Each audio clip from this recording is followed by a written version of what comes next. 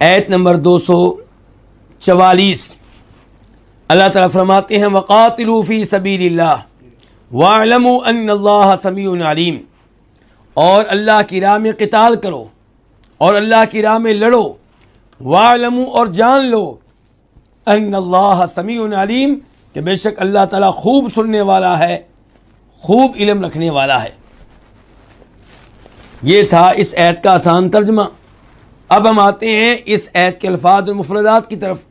واو کا معنی ہے اور، قاتلو تم قتال کرو، تم لڑو، فعل امر ہے جمع کے لیے، اس کا واحد کیا؟ قاتل تو لڑ، قاتلو تم سب لڑو، فی سبیل اللہ اللہ کی راہ میں، سبیل کا معنی کیا ہوتا ہے؟ راہ، راستہ۔ وَاعْلَمُوا واو کا معنی اور، اعلموا فعل امر ہے جمع کے لیے، تم جان لو، اس کا واحد کیا؟ اعلم تو جان لے،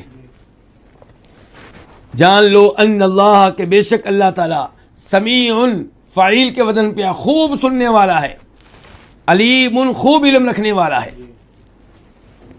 اب ہم آتے ہیں اس آیت کی تفسیر کی طرف۔ اللہ رب العزت فرما رہے ہیں اللہ کی راہ میں لڑو۔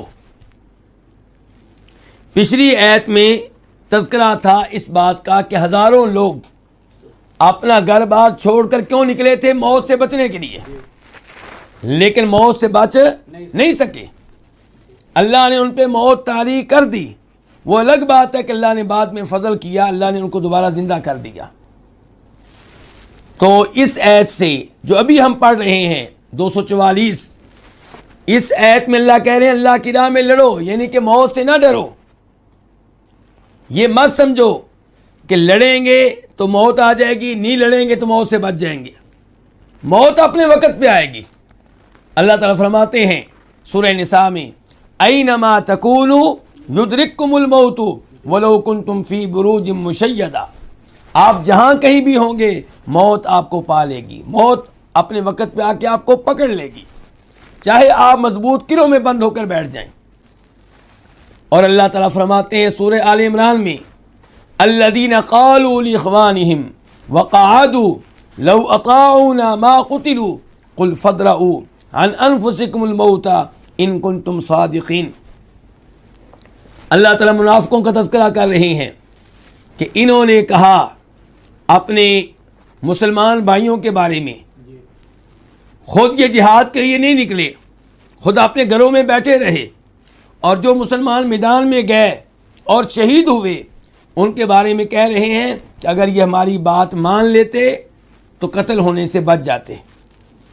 اللہ نے کہا اگر ایسا ہی ہے کہ میدان میں نہ جائیں تو انسان قتل ہونے سے بچ جائے، میدان میں نہ جائیں تو انسان موت سے بچ جائے، تو تم نہیں گئے ہو، ذرا اپنے آپ کو موت سے بچا کر دکھاؤ۔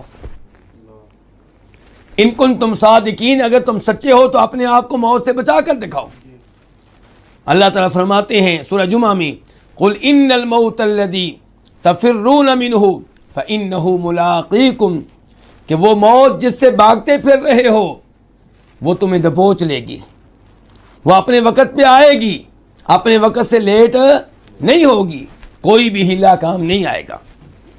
تو یہاں پہ اللہ نے بتایا ہے کہ یہ لوگ موت کے ڈر سے، موت سے بچنے کے لیے نکلے تھے لیکن موت سے بچ نہیں سکے، چاہے وہ نکلے تھے دشمن سے بچنے کے لیے یا وبا سے بچنے کے لیے، دونوں صورتوں میں موت ان کے اوپر طاری ہوئی، موت ان کے اوپر آئی۔ تو فرمایا وقاتلوا فی سبیل اللہ، اور اللہ کی راہ میں قتال کرو، لڑو، یعنی کہ لڑائی سے اس لیے پیچھے ہٹنا کہ کہیں موت نہ آ جائے، یہ درست موقف نہیں ہے۔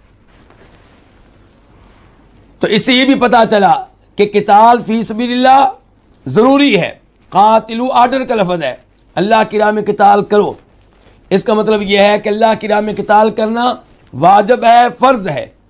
اب کون سا واجب ہے، کون سا فرض ہے؟ فرض عین یا فرض کفایہ؟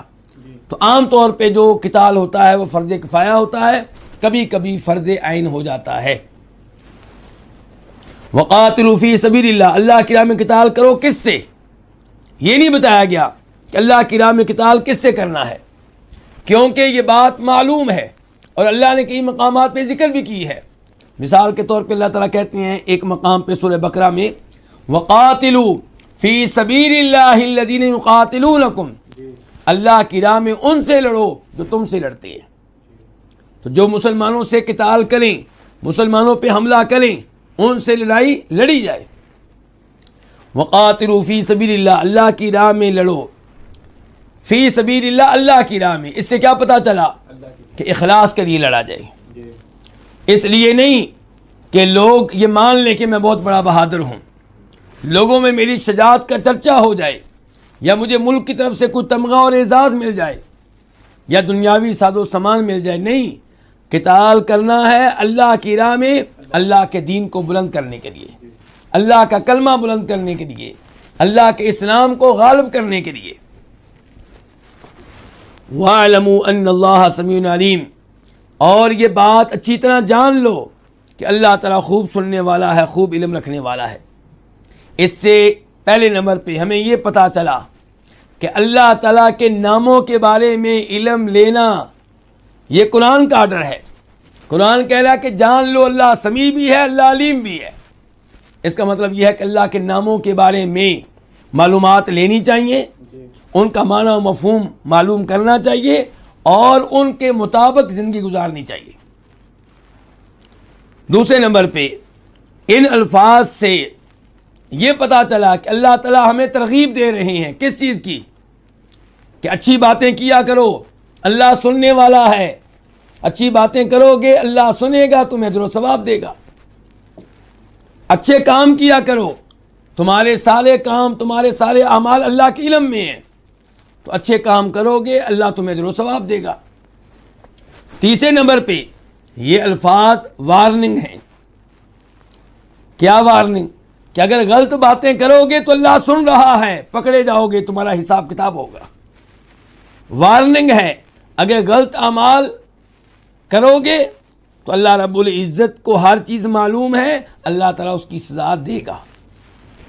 تو وقاتلوا فی سبیل اللہ، اللہ کی راہ میں قتال کرو، وَاعْلَمُوا، اور جان لو کہ ان اللہ سمیع علیم، کہ بے شک اللہ تعالیٰ خوب سننے والا ہے تمہاری باتوں کو، اور خوب علم رکھنے والا ہے تمہارے احوال کا، تمہارے اعمال کا، تو اس پہ تمہیں اجر و ثواب دے گا، بدلہ دے گا۔